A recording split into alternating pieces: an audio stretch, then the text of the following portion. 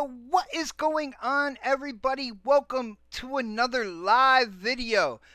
Guys, I know I'm a few minutes late, and the reason why is I came home, I picked up a new mod, and I came home, I had this scheduled for 2 o'clock, and when I came home, I was so hungry that my hands were shaking, so I grabbed something to eat real quick. I figured since Crap Gamer is live right now, I know a lot of people, who support me, support Crap, Mooch, everybody down the line. We are a close-knit gaming community. So I was like, let me give it a little time or whatnot and go in. But yes, this is a live video. Shout out to the chat. What is up, Redneck? What is up, Kingslayer? Good to see you guys. And I got a couple things to talk about. And as you can see from the gameplay, I hope you enjoy the gameplay as well. It is Anthem.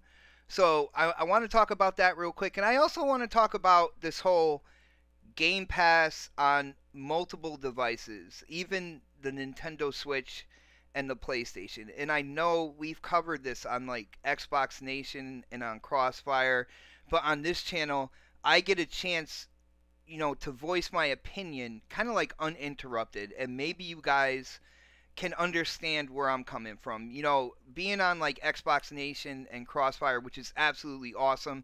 You start to share your opinion. Somebody comes in and they chime in with their opinion and whatnot, and we have a conversation. But here, I can kind of state my opinion. So, guys, as I do that, definitely hit up the chat. I want to know what you guys think. But we are going to go into Game Pass first, all right? And there was a rumor about the Nintendo Switch eventually having Game Pass on it, possibly announced this year, through the power of xCloud. And right there, that is a key to me. It's through the power of xCloud. But a lot of people out there on Twitter, on social media, a lot of people who don't necessarily like the Xbox platform started talking about, well, there you go. They are moving away from console. They don't care about the console gamer, and I don't necessarily see it that way. When it comes to Game Pass, and streaming games, me personally, I don't care where it goes. I already know that they're planning to stream games on like cell phones, tablets, so in my mind, natural progressions would be, any console that would say yeah. So if Nintendo Switch, being the most powerful handheld, was, told Xbox, told Phil Spencer, you know what? Yeah, we'll put Game Pass on there, power xCloud. That'll help out in terms of having certain games that the Switch isn't known for, right?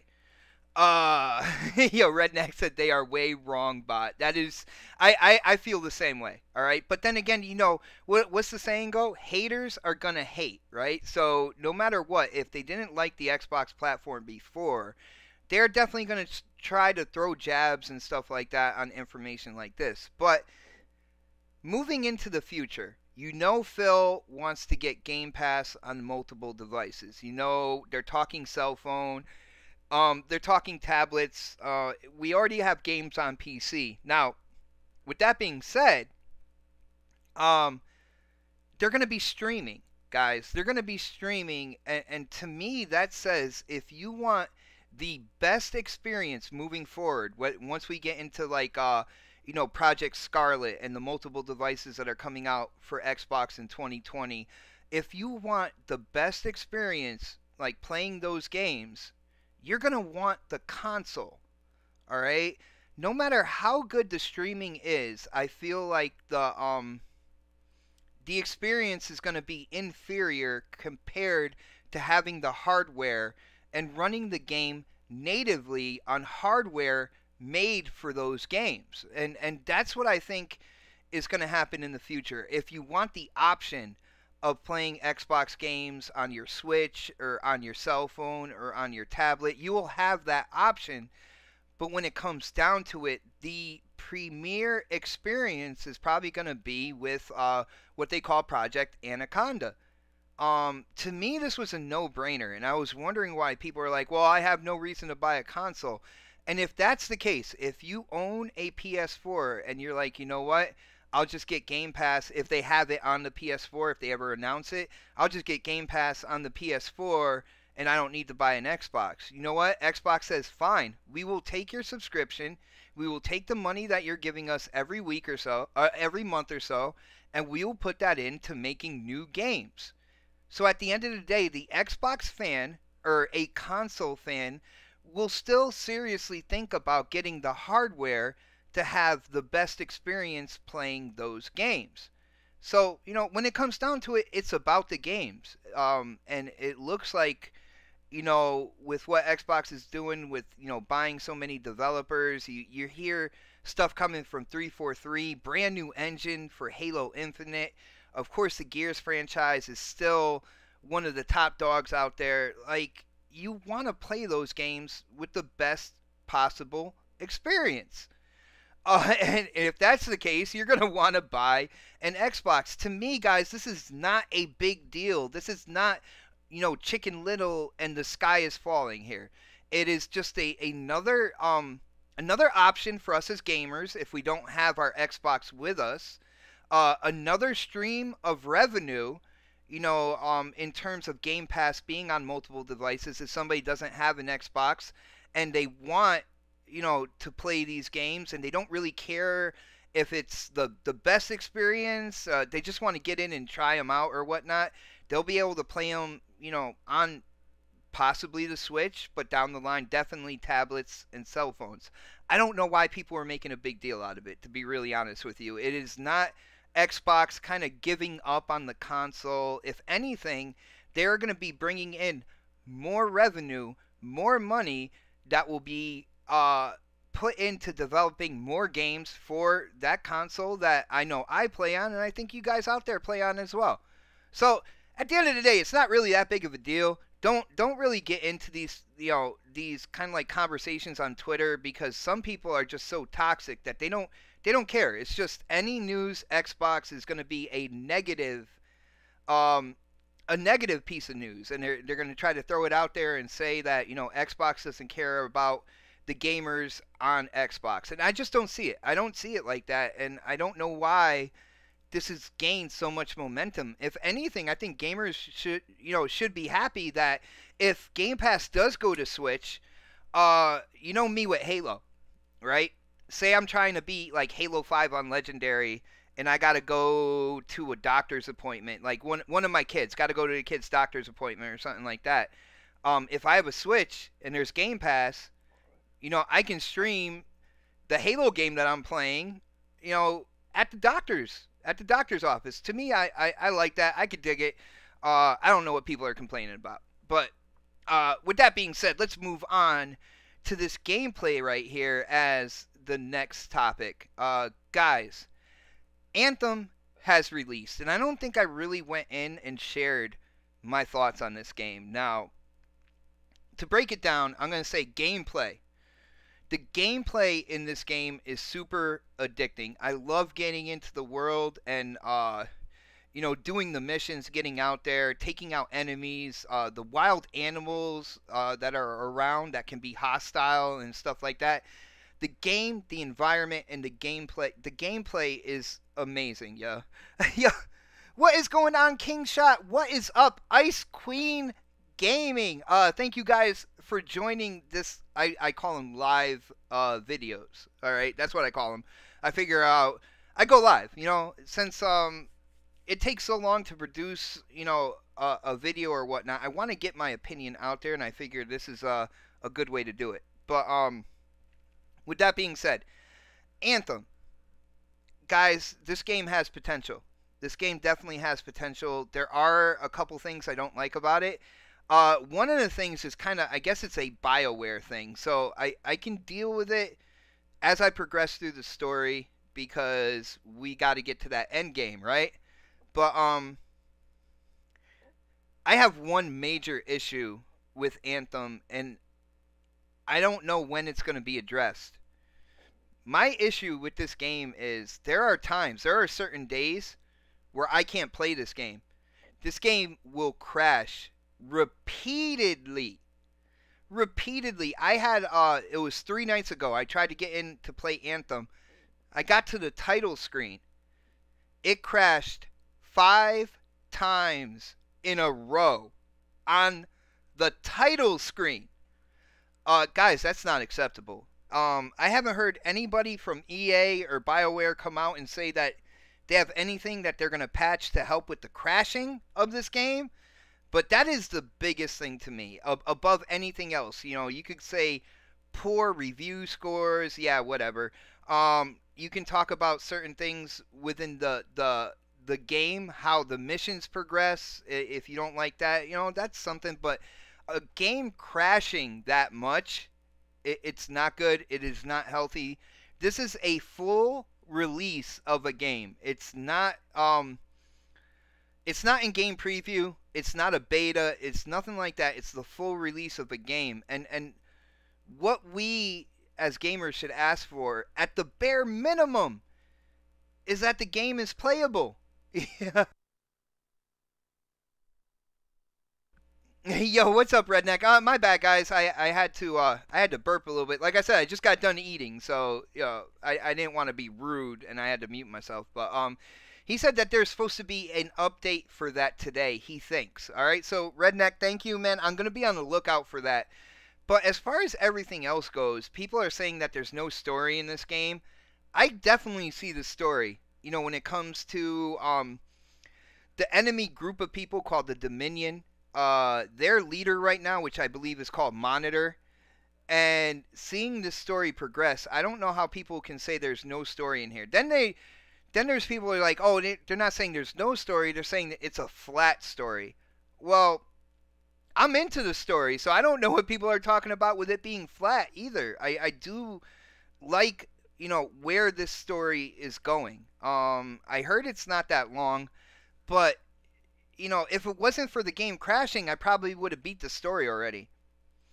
But that's pretty much it. Guys, if you like Anthem, if you're getting in there, you're not getting too many crashes and stuff like that, don't listen to the negativity. I feel like EA should definitely support this game for a long time, even though, you know, people talk about the, I think it was like 64 Metacritic or something like that.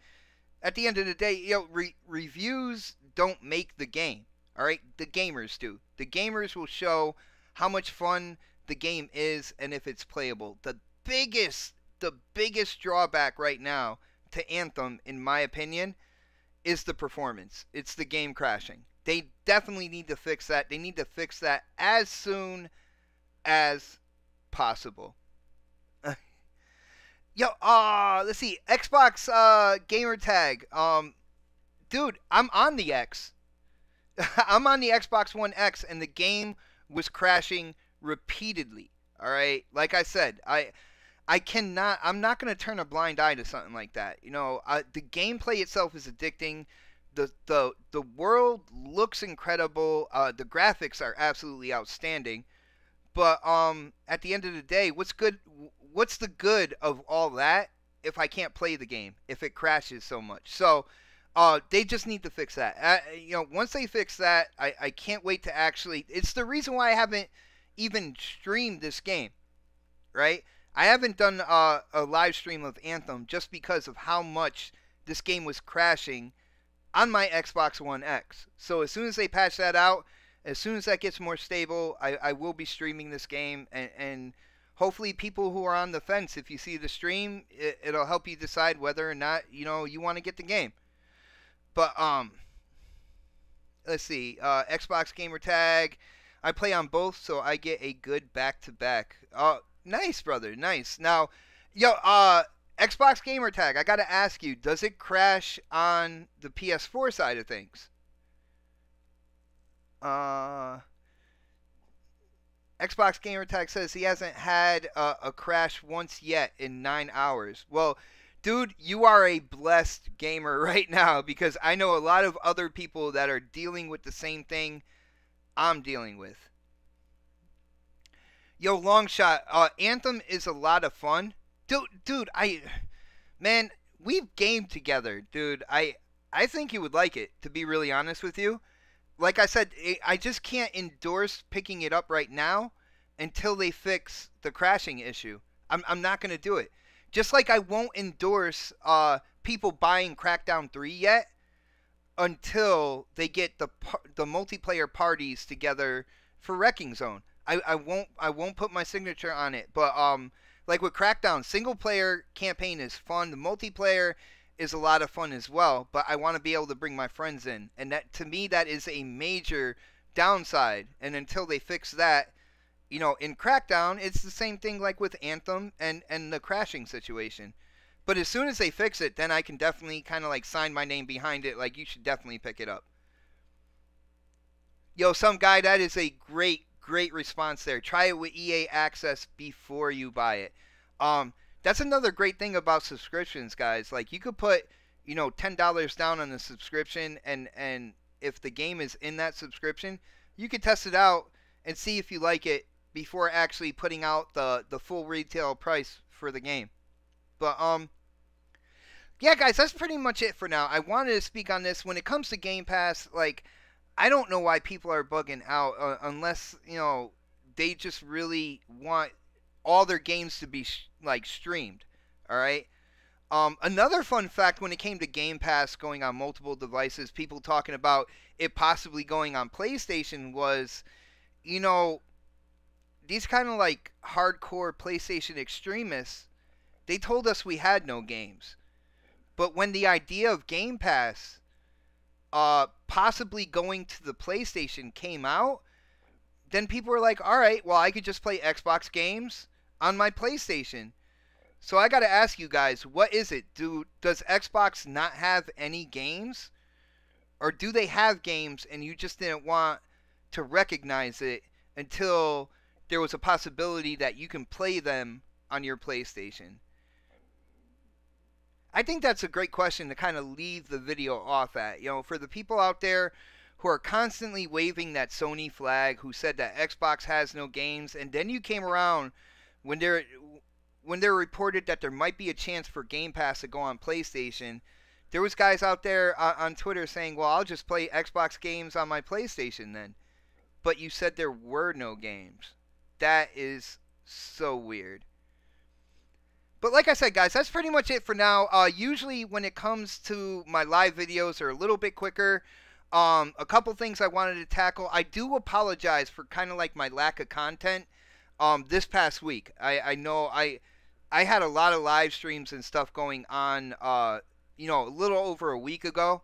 When it came to my job, the owner actually went on vacation in North Carolina, so I had to work a lot of hours and stuff like that. But I am back here, back making content. Guys, stay tuned. Tomorrow, which is Saturday, 7 p.m. for the next podcast, we have a special guest, none other than a serious gamer out there.